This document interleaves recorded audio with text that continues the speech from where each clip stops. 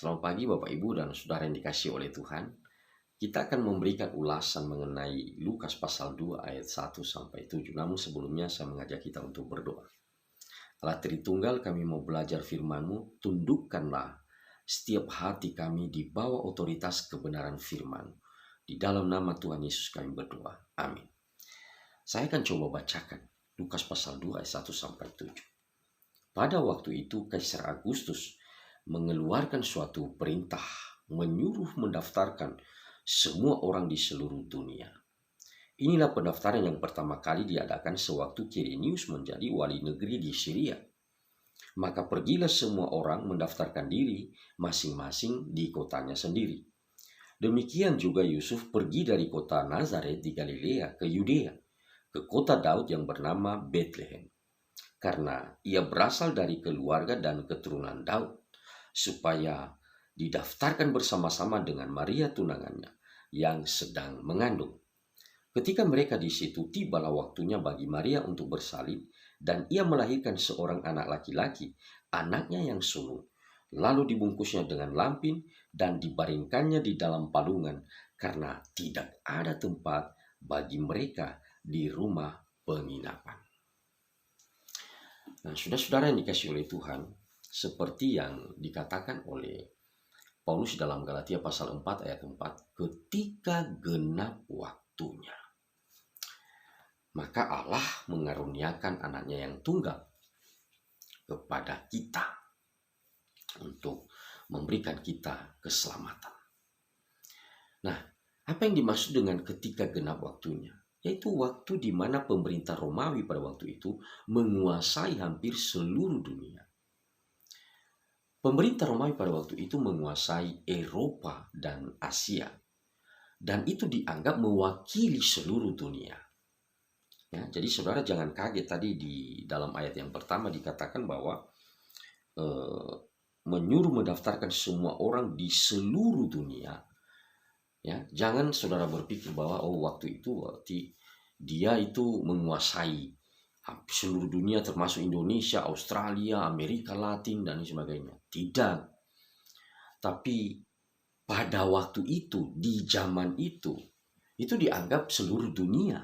Karena memang dari semua kekuatan kerajaan yang ada di dunia pada waktu itu, tidak ada yang menyaingi pemerintah Romawi.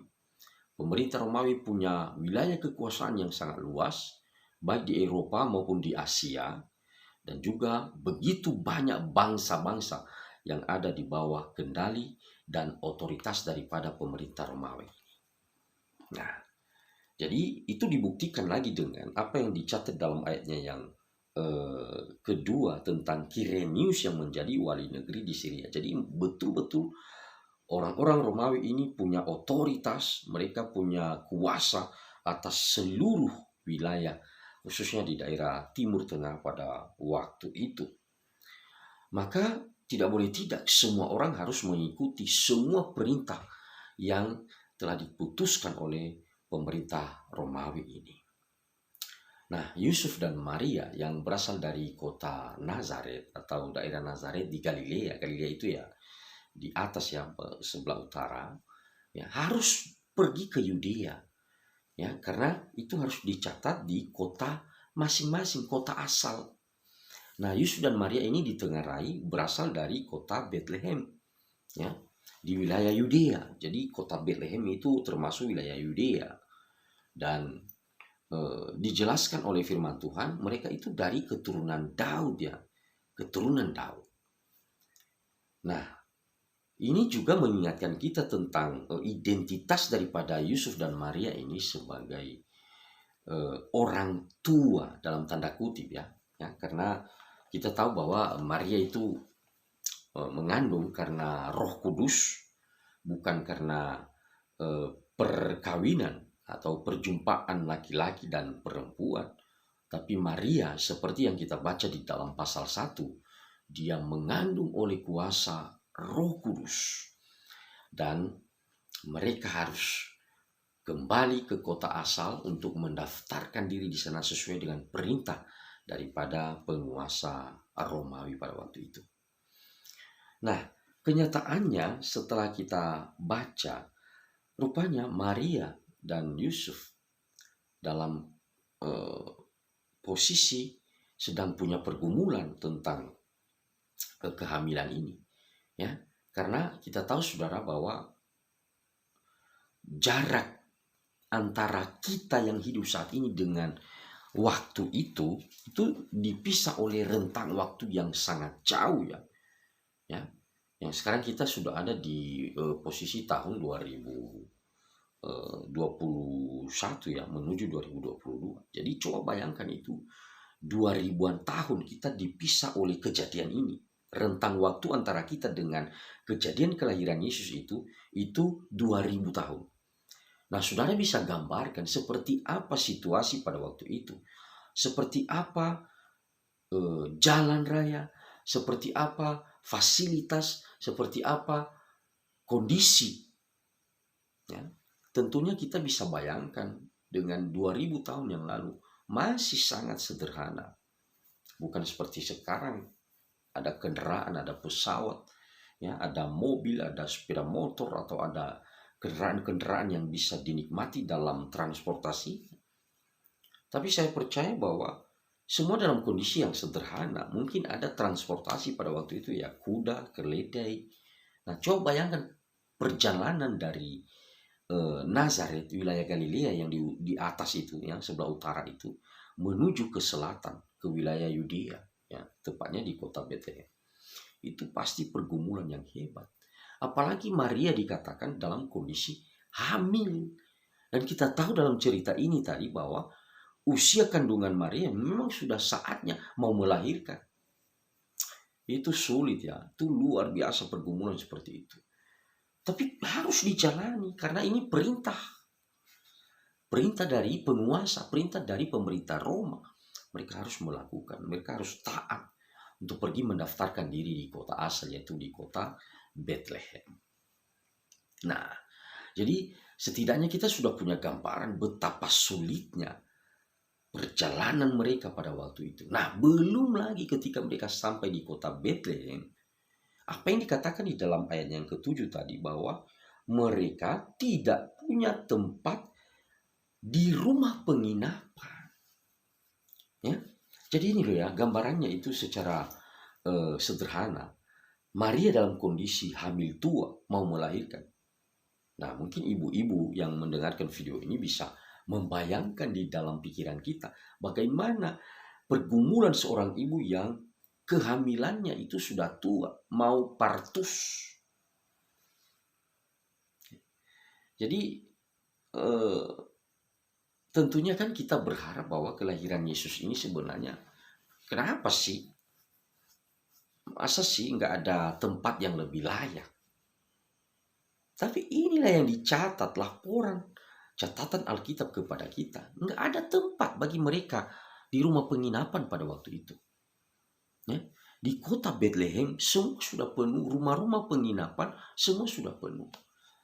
Meskipun tidak tercatat di dalam bagian ini, tapi saya yakin bahwa Yusuf itu bergumul melihat Maria dalam kondisi seperti itu, membutuhkan tempat yang lebih layak.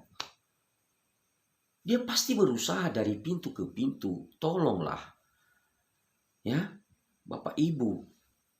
Mungkin dia dari satu rumah ke rumah yang lain, dia ketuk pintu. Bapak Ibu, tolong ada tempat supaya kami bisa berteduh pada malam ini. Dan Alkitab mencatat bahwa tidak ada tempat bagi mereka pada waktu itu di rumah penginapan. Jadi ini kita bisa gambarkan, ya, dalam pikiran kita bahwa inilah kenyataan yang sangat-sangat miris, ya, ketika kita melihat bagaimana Allah Bapa mengutus anaknya yang tunggal ke dalam dunia ini. Sang Logos itu, ya, berinkarnasi menjadi daging, menjadi bayi kecil di dalam dunia ini. Dan dunia ini ternyata menolak dia. Tidak ada tempat bagi dia, tidak ada tempat bagi juru selamat. Ya, semua rumah penginapan tidak ada tempat. Ya. Dan apa boleh buat, ya, kita melihat keterangan di dalam ayatnya yang ketujuh itu, ia melahirkan seorang anak laki-laki, anaknya yang sulung, lalu dibungkusnya dengan lampin dan dibaringkannya di dalam palungan. Jadi saudara tahu ya, palungan sebagai tempat makanan daripada binatang. Karena mereka tidak punya tempat di tempat penginapan, ya ditafsir bahwa itu pasti bukan di dalam ruangan, ya, bukan di dalam kamar, bukan di tempat yang layak. Karena keterangan tentang palungan itu ya jelas seperti itu di tempat binatang, ya, atau di kandang. Ini menggambarkan kepada kita kenyataan di mana dunia ini tidak siap untuk menerima Sang Juru Selamat. Ya.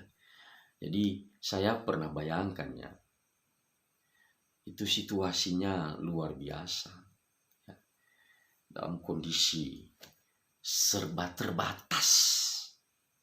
Ya. Nah, saudara tahu ya, cuaca kalau di malam hari itu ekstrimnya, dinginnya ya.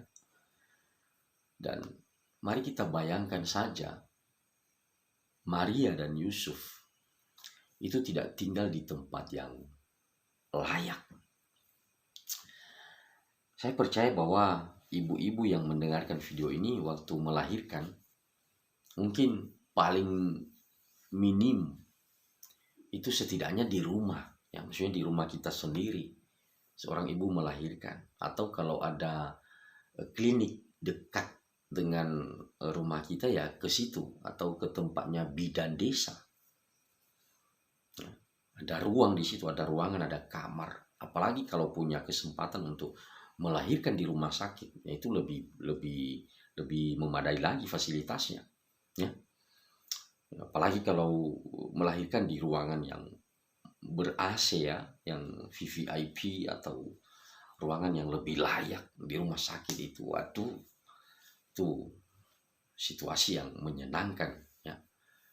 Tapi Maria pada waktu itu tidak menyenangkan, ya. Dia dalam kondisi apa adanya, ya.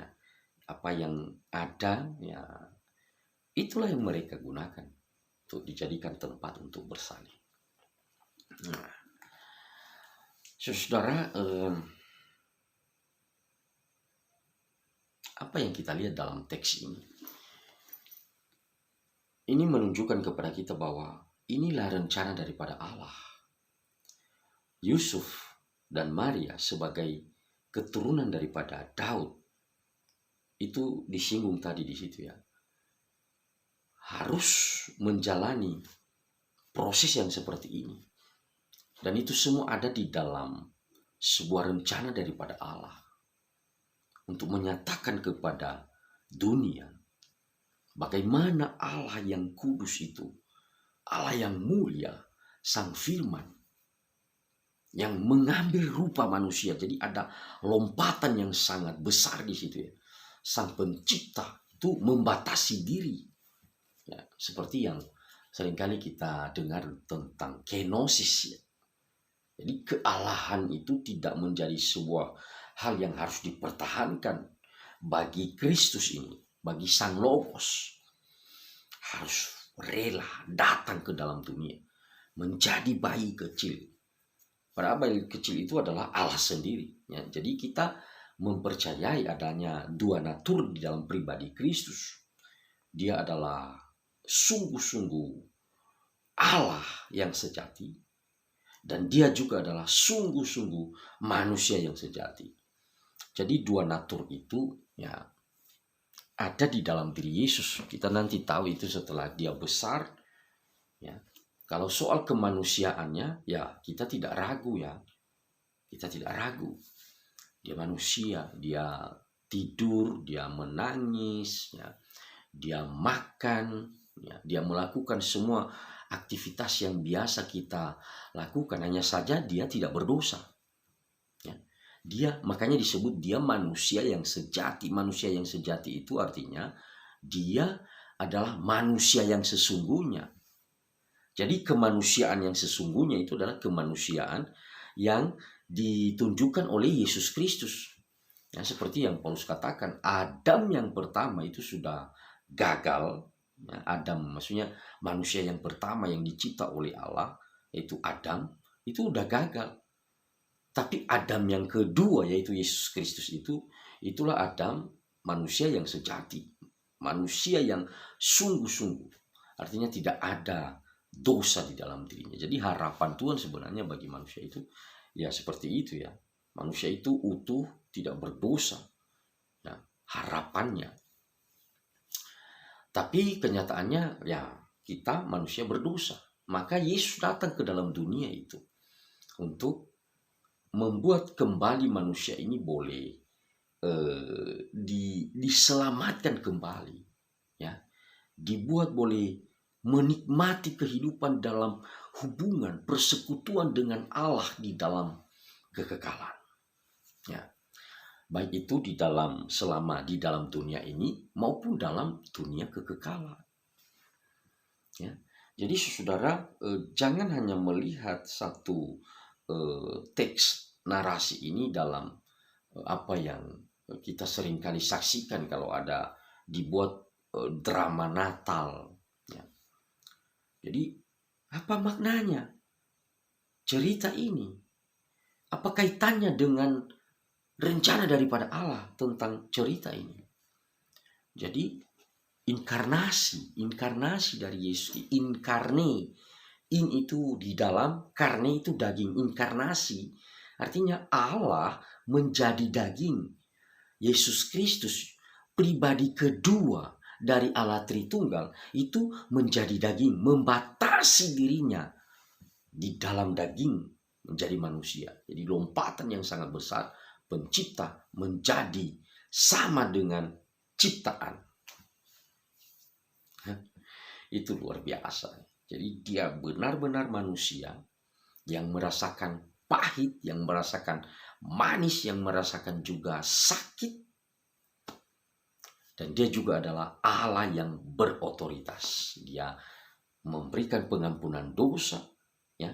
Dia menyatakan mujizat-mujizat dan dia bisa melakukan mujizat-mujizat yang spektakuler itu.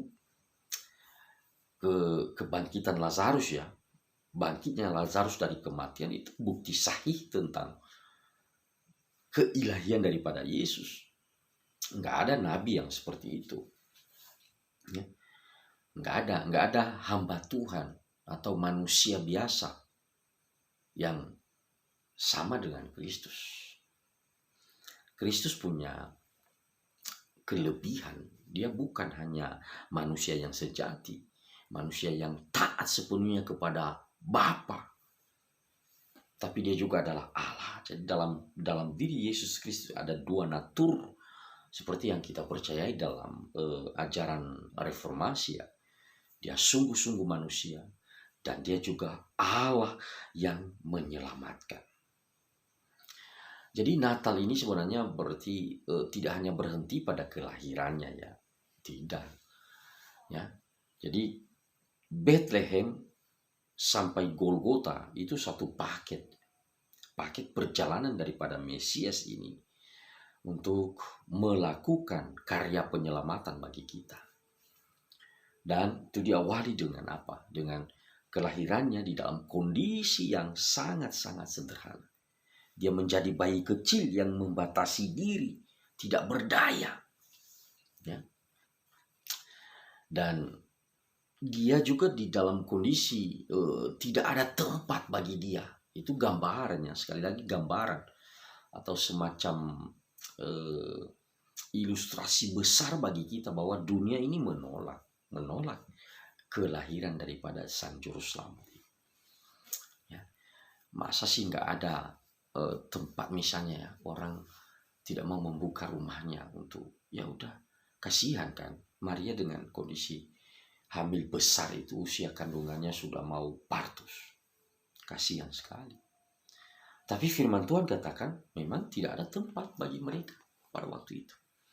Itulah kondisi yang harus kita pikirkan. Oh, ternyata Sang Juru Selamat datang ke dalam dunia ini dalam kondisi yang memprihatinkannya, saudara. Nah, oleh sebab itu, sebagai anak-anak Tuhan, sebagai orang-orang yang sudah menerima anugerah Tuhan yang hebat dan luar biasa ini, mari kita tunjukkan bahwa kita adalah orang-orang yang melakukan apa yang terbaik di dalam hidup ini. Karena Tuhan sendiri, Allah sendiri sudah memberikan yang terbaik bagi kita. Yesus Kristus ini juru selamat kita. Kita ini semua sebenarnya harus dihukum karena dosa kita. Tapi Allah menanggung semua hukuman itu. Yesus Kristus mati di atas kayu salib, menyerahkan nyawanya, ya, untuk menerima segala murka daripada Allah. Ya, murka. Jadi dia terima murka. Jadi makanya tadi saya katakan bahwa mengenai Natal ini sebenarnya kita tidak boleh membatasi pemikiran kita hanya pada proses kelahiran. Tidak. Karena itu satu paket, ya, keutuhan daripada perjalanan Kristus di tengah-tengah dunia ini. Bukan hanya lahir, tapi dia menuntaskan misi penyelamatan sampai di atas kayu salib, bahkan sampai dia harus bangkit dari antara orang mati untuk menunjukkan kepada kita bahwa proses penyelamatan itu sudah benar-benar dikerjakan oleh Tuhan, ya, dalam Yesus Kristus ini dengan sempurna. Jadi Bapak Ibu dan Saudara yang dikasihi oleh Tuhan, itulah berita Natal ini. Bukan hanya sekedar Yesus lahir di Bethlehem dengan kondisi yang sangat memprihatinkan, tapi dia sungguh-sungguh sudah menyederhanakan dirinya. Dia datang dalam kondisi yang sangat sederhana untuk menyelamatkan kita yang percaya. Jadi kalau dikatakan itu dunia, ya, dunia dalam arti dunia, juru selamat dunia, dunia yang di dalam dalam filsafatnya, dalam pikirannya, dalam zaman, ya, dalam kuasa zaman, artinya dunia yang menolak kebenaran. Maka Tuhan Allah datang bagi mereka yang menjadi umat pilihannya. Jadi kita bersyukur karena kita adalah umat pilihan Allah yang telah menerima anugerah Tuhan itu di dalam Yesus Kristus. Puji Tuhan, Tuhan sendirilah yang datang memberikan kita keselamatan, bukan kita. Bukan kita yang mencari, tapi Tuhan sendiri yang mencari kita, ya, memberikan kita keselamatannya. Puji Tuhan, karena kita diangkat, dijadikan sebagai orang-orang yang percaya, yang menikmati anugerah keselamatan dari Tuhan itu. Ya, jadi ayat hafalan kepada kita dari Titus pasal 2 ayat yang 11 dikatakan, karena kasih karunia Allah yang menyelamatkan semua manusia sudah nyata. Kasih karunia Allah yang menyelamatkan semua manusia sudah nyata. Maksudnya manusia yang percaya, manusia yang merespons anugerah Tuhan. Nah, bagi saudara yang sudah ada di dalam iman percaya kepada Tuhan, puji Tuhan. Bagi saudara yang belum, jangan keraskan hatimu. Terimalah tawaran anugerah kasih karunia dan nikmatilah kehidupan di dalam persekutuan dengan Tuhan. Tuhan Yesus memberkati. Amin.